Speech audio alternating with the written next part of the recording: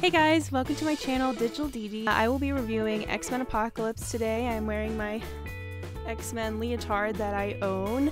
I wore it for ballet school through college, I don't know what to tell you. But this movie has a lot of controversy surrounding it, and rightfully so, honestly. But I will be looking at it from just a film standpoint.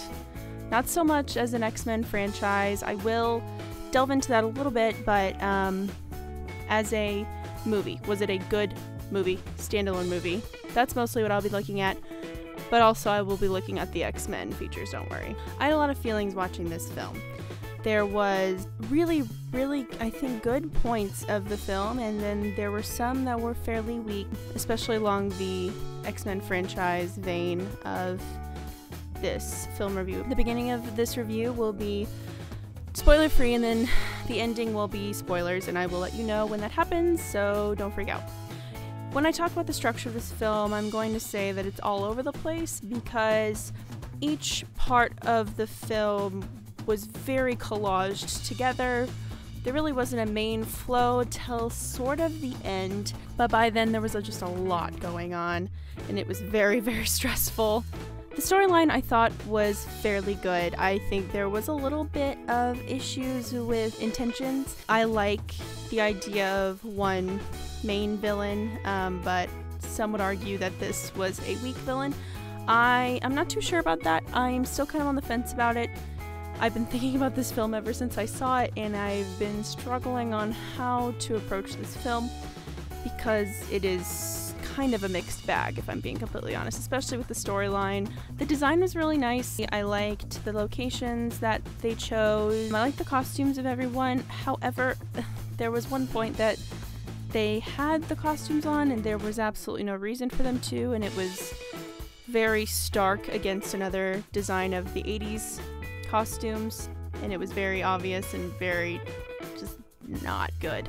But the 80s clothing, oh, I really appreciated them. I thought they were beautiful. Jean Grey had this shoulder padded blazer that I absolutely adored through the entire film that she had it on.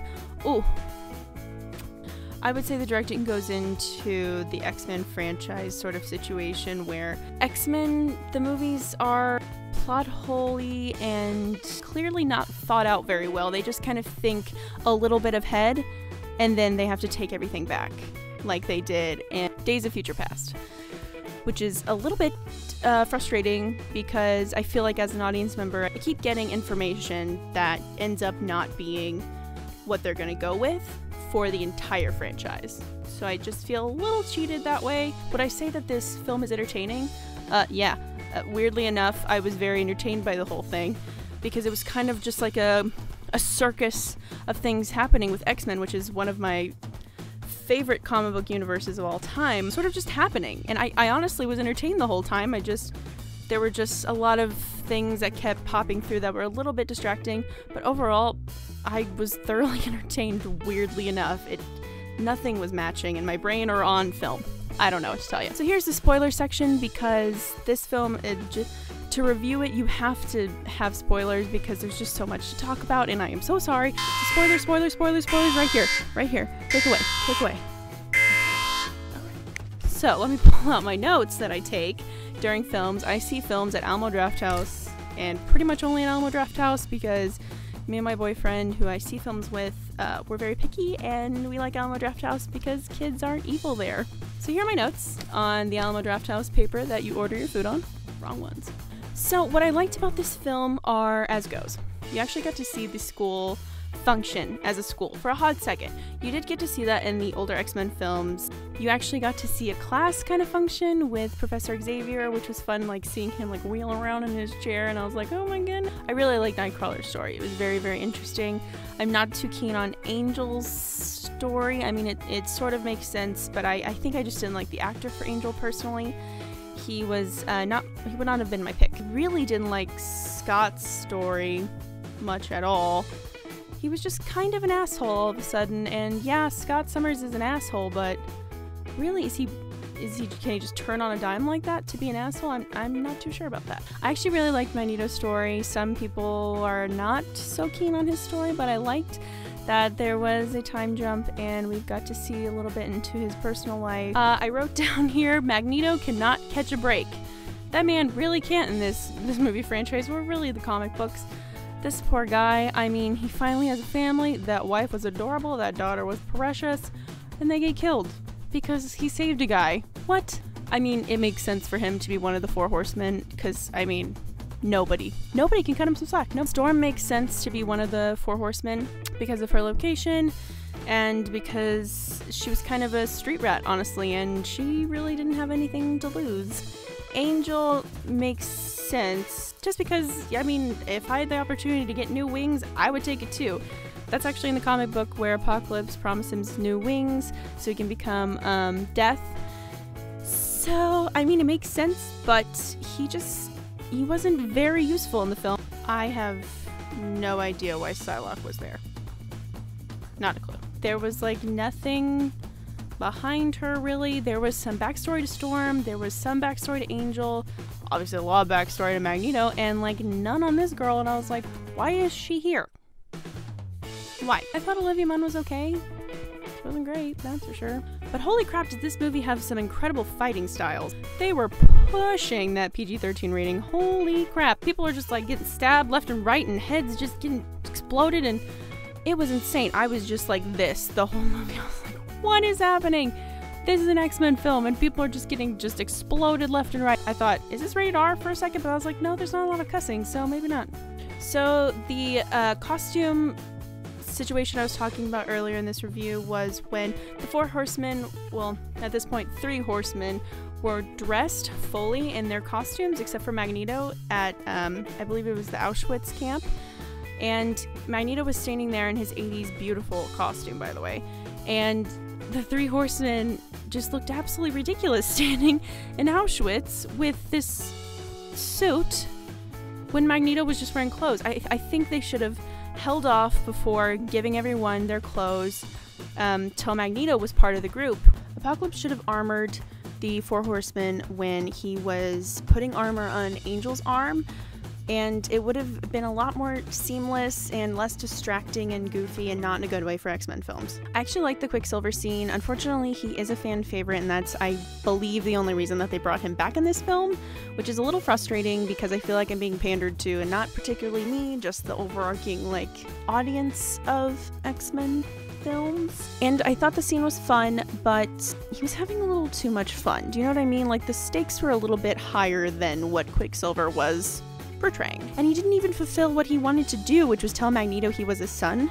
So I felt a little cheated, almost. I don't know. I did not see Stryker coming in this film because, frankly, they alluded that that wasn't gonna happen. In Days of Future Past, Logan comes out of the water and he has pipes going through his body. Stryker's standing there and rescues him out of the water, but then you realize it's Mystique because yellow eyes open. It's not Stryker's eyes, so you're like, oh, Mystique's gonna take care of him. Never mind, we're good. Wolverine at X-Men Origins, that didn't happen.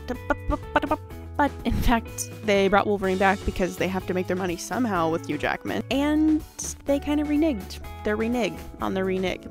Yes, I honestly liked the scene of Wolverine being found in the laboratory. It was a really nice homage to his actual origins. I was just kind of like, wow, okay, I guess we weren't gonna do what you said, Brian. All right. Okay. Also on the line of making money with actors, why is Mystique always front and center in these movies? Why is Jennifer Lawrence always there, always the moneymaker? But however, I did like the scene where she was training all of the X-Men to become X-Men at the very, very end. It was very classic X-Men and very fun, but that was like a 3-minute scene. I could have like gone like 20 minutes of them training or something. That's why I liked First Class, honestly. It was fun, it was campy, training was happening, and that's why I didn't like Days of Future Past. It was all over the place and convoluted, and I didn't like that movie. I mean, yeah, they reneged on all the other X-Men films, but I still just didn't like that film. It was really, really dark for me. Whereas this one had like a weird mix-up of campy and dark, because this is the most brutal X-Men film, as I said before.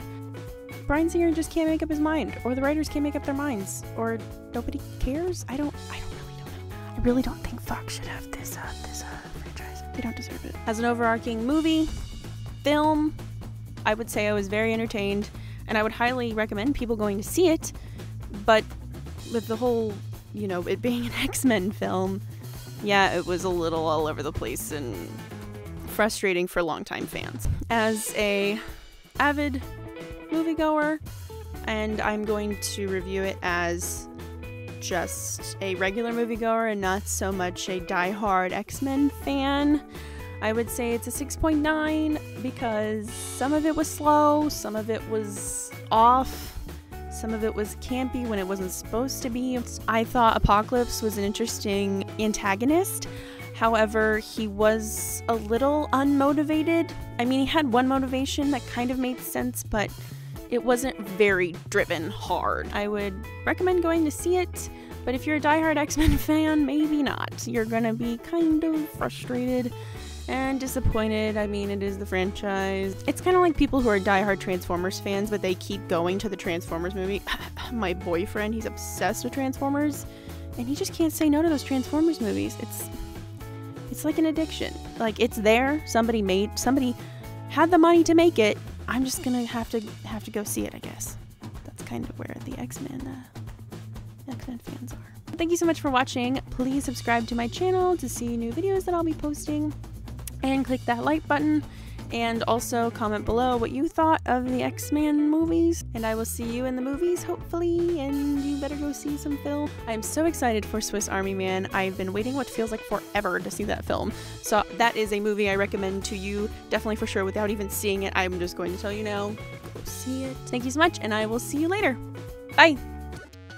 Hey guys, thanks so much for watching my video. If you'd like to hear me talk about movie reviews or hang out with me and listen about health and beauty and sketches that come in my brain, or watch me play a game or two, then please stick around and press that subscribe button. Oh, that's